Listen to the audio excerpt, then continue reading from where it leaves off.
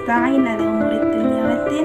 Wassalatu wassalamu ala asrofil anbiya'i wal mursalin sayyidina maulana Muhammad wa ala alihi washabbihi ajma'in.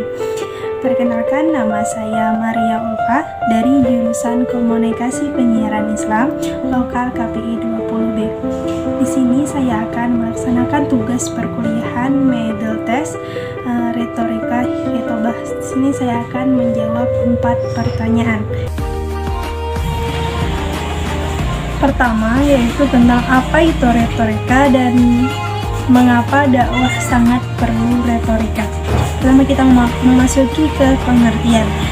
Retorika secara etimologi yang berasal dari bahasa Latin Yunani kuno, yaitu yang artinya berbicara.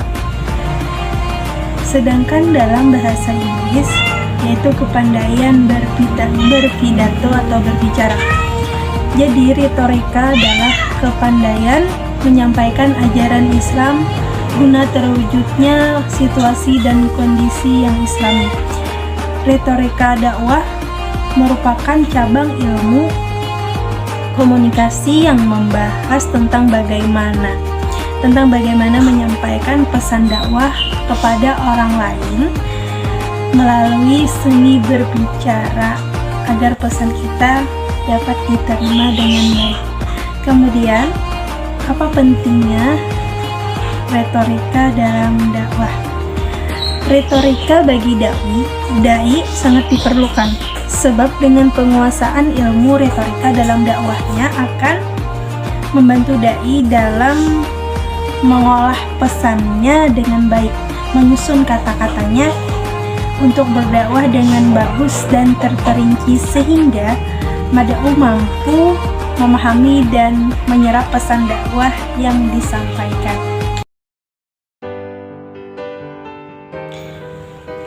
Yaitu selanjutnya soal nomor 2, yaitu tentang sejarah perkembangan retorika dari masa ke masa.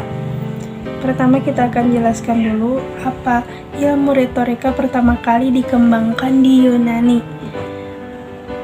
Pertama yaitu pada zaman Yunani kuno pada abad ke-5 sampai 7 sebelum Masehi. Pada mulanya, para ahli pidato di Yunani hanya berbicara dalam ruang persidangan, tetapi setelah memperhatikan bahwa kepandaian berbicara berguna memimpin negara, maka orang lain menyusunnya dan disebut dengan retorika, sehingga mudah dipelajari. Kemudian pada zaman Romawi kuno. Pada zaman ini setelah kerajaan Romawi menguasai Yunani, terjadilah kontak antar kaum cendekiawan Romawi dan Yunani. Orang-orang Romawi mempelajari kebudayaan bangsa Yunani, terutama ilmu kepandaian berbicara.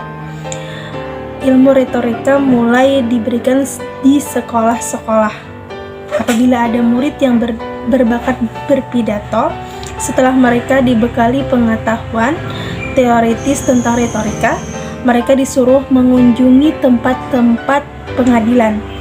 Mereka menyaksikan pidato dibawakan di pengadilan dan di depan publik. Berdasarkan pengalaman praktis itu, para murid melengkapi petunjuk yang diberikan gurunya di sekolah. Kemudian pada abad pertengahan, abad ini ditandai dengan wajengan-wajengan religius seperti khotbah.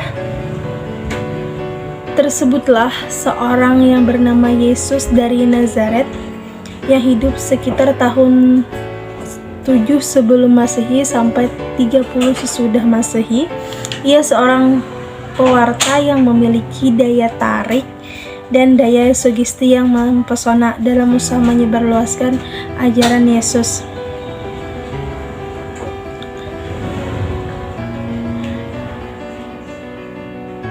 Para pengikutnya ikut mengembangkan kepandaian berbicara lewat khutbah-khutbah yang dibawakannya.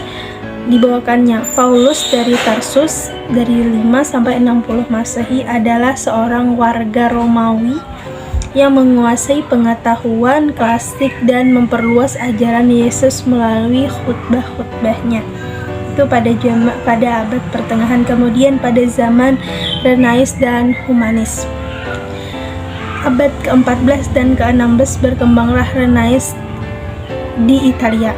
Sejalan dengan perkembangan ini, muncul juga pemahaman baru terhadap zaman Romawi dan Yunani kuno, sehingga ilmu retorika dikembangkan kembali. Karya-karya tulis berkembang pesat. Ahli-ahli pidato membawakan ceramah di mana-mana, menyiapkan pidato, menulis surat, mengadakan diskusi dan debat, mengajar anak-anak sekolah tentang teknik berbicara, dan menulis buku. Pada zaman ini juga diterbitkan buku-buku mengenai retorika, dialektika, seni sastra, filsafat, dan pendidikan. Kemudian pada zaman modern, negara-negara yang berjasa mengembangkan ilmu retorika pada zaman modern adalah Prancis, Inggris, Amerika, dan Jerman Barat. Pertama dengan Perancis, yaitu Perancis ini dikarenakan gerakan humanis melahirkan penyair atau pengarang moralis dan pengkhotbah terkenal di Perancis. Pada saat revolusi Perancis, kepandaian berbicara hanya berkembang di rumah-rumah biara. Setelah revolusi Prancis, ilmu retorika mulai meluas, tersebar juga di kaum awam. Kemudian di Inggris, ketika di daratan Eropa, khususnya di Jerman, orang yang berkecimpung dalam bidang puisi dan filsafat, orang Inggris mempelajari ilmu retorika secara sistematis dan mengembangkannya dengan karakter tersendiri. Sebagaimana bangsa Romawi, bangsa Inggris yakin bahwa kata-kata yang diucapkan memiliki data dan mempengaruhi dan menguasai manusia. Oleh karena itu, ilmu retorika dipergunakan dalam usaha memperluas kekuasaan kerajaan Inggris. Secara alamiah, orang Inggris adalah manusia pendiam, dalam arti bahasa gerak motoris tubuhnya kurang dinamis. Para pemimpin Inggris mempelajari ilmu retorika secara teliti, melatih diri secara intensif dalam seni bicara. Kemudian Amerika Serikat. Kira-kira 200 tahun yang lalu, Amerika telah memiliki tradisi retoris. Nenek moyang bangsa Amerika adalah orang-orang yang pandai berbicara. Tanpa modal kepandaian berbicara ini, mereka tidak akan dapat mempersatukan bangsa Amerika untuk membebaskan diri dari kekuasaan penjajahan Inggris. Jadi itu adalah perkembangan retorika dari masa ke masa. Yaitu soal nomor 3, yaitu tentang prinsip yang harus dimiliki seorang dai agar dakwah berjalan dengan efektif. Menurut Al-Quran, prinsip metode dakwah artinya roh atau sifat yang menyemangati atau melandasi berbagai cara atau dalam kegiatan dakwah. Dalam Al-Quran sudah dijelaskan dalam surah An-Nahl ayat 125 yang menjelaskan tentang bagaimana kita sebagai dai harus memiliki prinsip-prinsipnya sebagai itu, yaitu tentang Bismillahirrahmanirrahim. Ud'u ila sabili bil hikmah wal mau'izatil hasanah wajadilhum billati hiya ahsan. Yang artinya, serulah manusia kepada jalan Tuhanmu dan dengan hikmah dan pelajaran yang baik, dan bantahlah mereka dengan cara yang baik. Sesungguhnya Tuhanmu ialah yang lebih mengetahui tentang siapa yang tersesat dari jalannya. Pertama, kita memasuki dengan cara bil hikmah yang artinya merupakan penyeruan dan pengajakan dengan cara yang bijak, filosofis, argumentatif, dilakukan dengan adil, penuh kesabaran dan ketabahan, sesuai dengan risalah an-nubuwah dan ajaran Al-Quran wahyu ilahiyah. Kemudian dengan cara al-mau'izatil hasanah.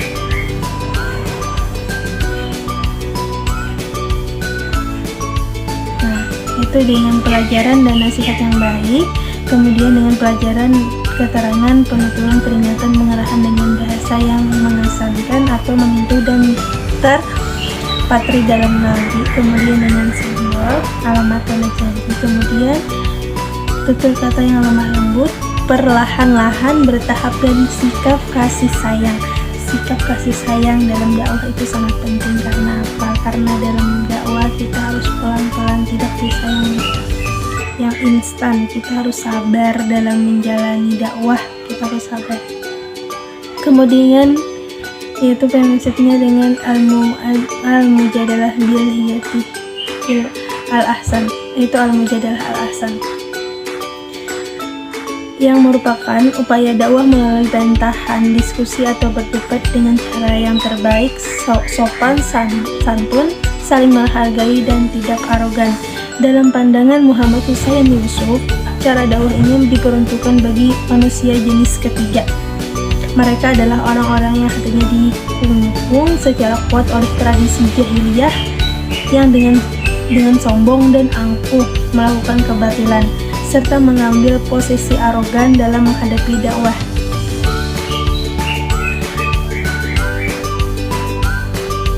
Kemudian,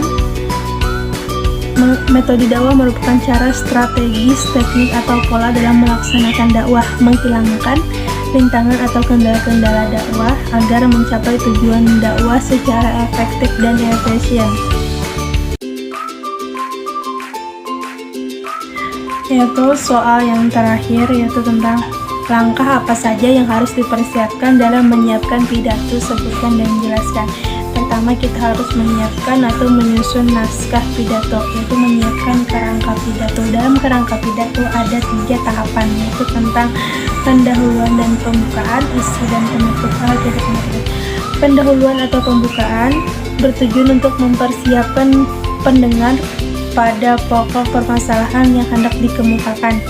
Pendahuluan berisi sapaan kepada pendengar, ucapan syukur, dan latar belakang masalah. Kemudian isi.